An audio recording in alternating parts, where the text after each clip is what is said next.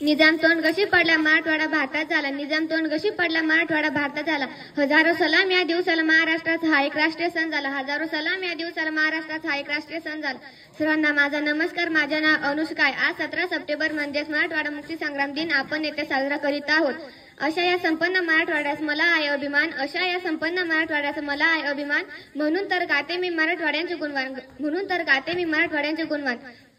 आपला भारत देश 15 ऑगस्ट 1947 रोजी इंग्रजांच्या गुलामगिरीतून मुक्त झाला. पण आपल्या मराठवाड्यावर निजाम संस्थान राज्य करीत होते. ते आपल्या जनतेवर खूप अन्याय करत होते. या अन्यायाला विरोध करण्यासाठी श्री स्वामी रामानंद तीर्थ यांनी मुक्त संग्राम सुरू केला. पण निजाम शरण आला नाही. सरदार वल्लभभाई पटेल यांनी 13 सप्टेंबर 1942 रोजी पोलीस कारवाई सुरू केली. निजाम शरण आला. 17 सप्टेंबर रोजी आपला मराठवाडा मुक्त झाला.